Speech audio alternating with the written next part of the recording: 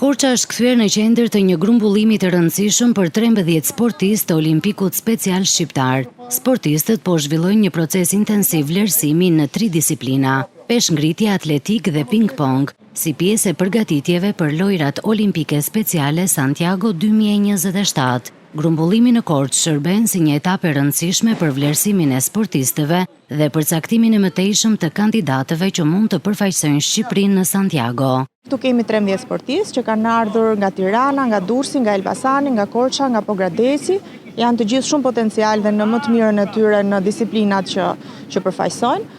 Dhe po punojmë që nga këta 13 të përzgjidhen, po themi ata më të mirë dhe që përshtaten më mirë me delegacionin për të mbërritur organizimet ndërkombëtare. Potencialet janë shumë të larta të treja këto disiplina.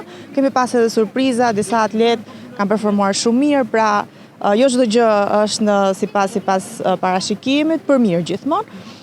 Dhe jemi shumë të lumtur që na jepet mundësia që t'i testojmë fiks në këto kushte, siç do të ishim në një kompeticion ndërkombëtar në një vend tjetër. Mes sportistëve të përfshirë në këtë proces janë edhe 5 vajza, të cilat po synojnë të tregojnë potencialin e tyre në disiplinat përkatëse. Kam kaq shumë kohë që stërvitem në atletik, më pëlqen, dua të bëj familjen që jemi dalë para. Kam marrë pjesë në çdo olimpik, dua të kthehem me fuqishme, me medalje, me kupë, që të bëj maksimumin që dalë para. Të bëj prindërit krenarë që t'jenë krenarë për mua. Ky grumbullim nuk përcakton ende ekipin përfundimtar që do të udhëtojë drejt kilit. Pas përfundimit të vlerësimeve dhe përcaktimit të kuotave, përbërja e delegacionit shqiptar për lojrat olimpike speciale Santiago 2027 pritet të bëhet publike brenda këtij viti.